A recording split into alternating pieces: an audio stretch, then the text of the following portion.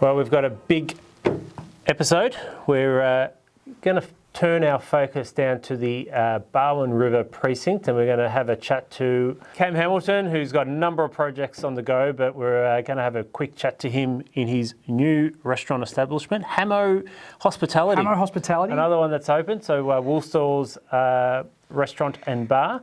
Then we're going to go further up along the river to Barwon Business Park and have a chat to Phil Petch, who's done a number of developments in Geelong, and look forward to having a chat to him there. So impressed that you were, or we all were, with the new Woolstalls. You booked there and there. Yeah, well, I did, and I had Valentine's dinner on that Friday. Thank you very much for saving my bacon, Cam, and PT, who organised a fantastic dinner. And then I actually booked for the Saturday night, and I went Saturday night. So how was your review? Mate, 5 out of 5. Yeah, it was pretty amazing. Yeah, 5 out of 5. Everything was perfect. Just a perfect amount of food I found. I did the chef selection like he recommended, and it was just a perfect amount of food. It was good. So, before we jump into our next interview, we're actually going to just explain what we're doing in 2025. We're doing a slightly different format. We're going to have a theme or an area, but we're actually going to break our interviews into different episodes. So they're a little bit more digestible, a little bit more time-friendly to listen, and that means you get us 3 times a month, not once a month. That's right. Once a month. So let's get back to this local market. And yesterday we had our first rate cut in over 4 years. Do you think she actually wanted to do it? No. It looked like the girl that had been dragged to the altar by the ear. Arranged marriage. Arranged marriage. Yeah. Must be a. I think that seriously, there's a couple of backbenchers in the Labor Party that have just dragged her up there kicking and screaming. Must be an election in the. Must be an election in the wind. Do you think you will announce it? Oh, well, look, and we've got their new board, Labor-appointed board, starting in the 1st of March. So you can't put the disclaimer up, Chris. This is my view. This is my view only, and not to be taken as advice. I reckon we'll get one more cut before a May election. I reckon that there's not enough time. I think because they have to announce the election by the March 17th or something. I think like that, which I don't know if it gives them enough time. But it'll be interesting to see if they do get another one. There's a lot of economists out there saying that they don't think they will get another one straight away. Because of the wording within the way she delivered it, a lot of people are saying that caution. And they needed to bring one, but then they don't want the market to start expecting and for it to, because it's starting to see in the US that they put the skids on there. Well, they don't want a second inflation wave. That's what they're trying to avoid. But I'm not for my money. Firstly, Dave Flood owes us lunch because he got it wrong. Just remember, Dave, you're up for lunch. So we did get the rate cut. But where are we going? Maybe we'll go to the Woolstalls.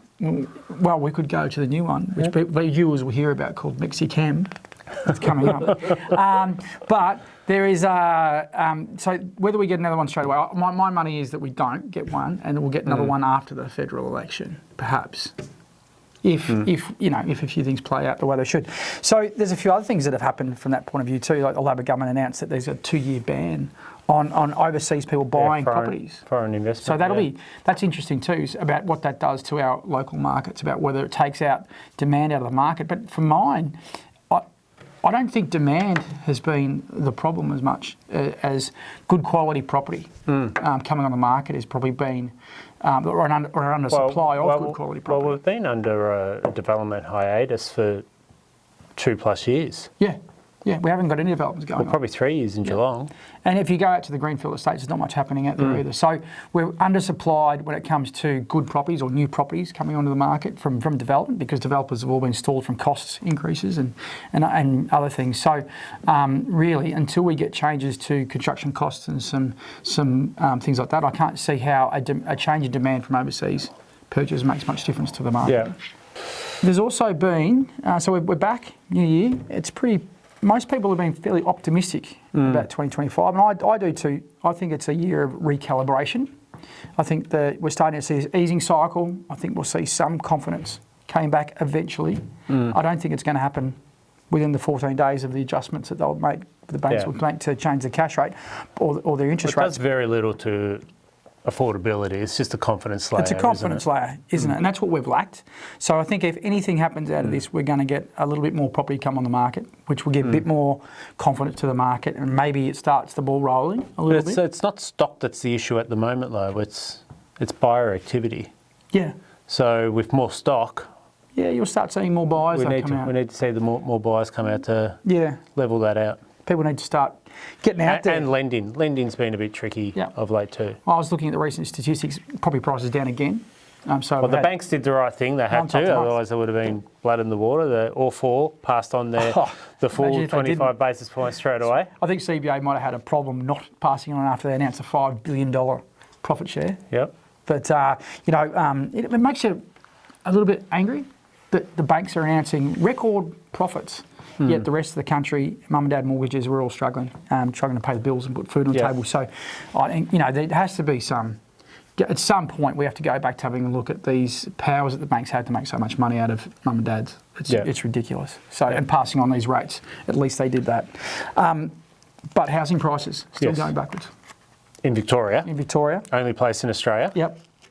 So it's interesting. We're actually placed really precariously at the moment. Like Melbourne's median house price for the first time ever is below Adelaide. Yeah. So we've got Brisbane, Sydney, Adelaide above Melbourne. There's no world where that should exist. Well, a recent graph put out by Urbis shows a state, and Chris will put this up on the screen in a second, but shows by state the average property taxes that are being applied.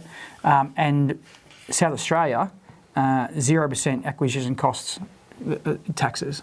So their taxes are, I think, averaging about 2.8%, as opposed to ours at close to 9%, and associated property taxes. So there's a good reason why people are buying in Adelaide. They're paying far less property taxes to be over there. When's that pendulum low?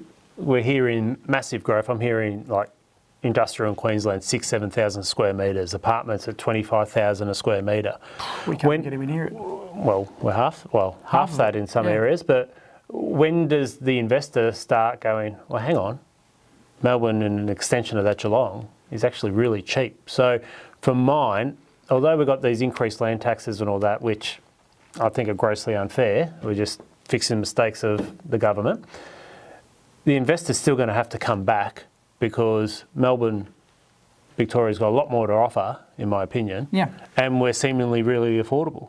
Well, we are, and as this matrix keeps going, we're going to get more and more affordable. So at some point, the penny has to drop, doesn't it? And when that happens, and start to have a look at some of the stuff that's happening right now, some of the minimal development we do have happening. MOTIF in York Street, Geelong, coming up out of the ground. Everybody's watched it come up over Christmas. So apparently they're up to about 40%, 50% pre-sales, of which I've been told, and I haven't seen the statistics, they're up around 13,000 a square metre. And if they are at that sort of rate, then that's a new jump in apartment values for Geelong, which were previously sitting about 9,500 a square metre. So we're starting to get that jump. And for viewers understanding why this is so important is we can't build apartment developments for less than about that 11,000 to 12,000 square metre value. So the fact that MOTIF's started building and starting to get those sales, it's fantastic for Geelong. It's showing that there is an apartment market in Geelong if you're prepared to go the stretch and build it and show the market that it's actually going to happen, which is what MOTIF's done.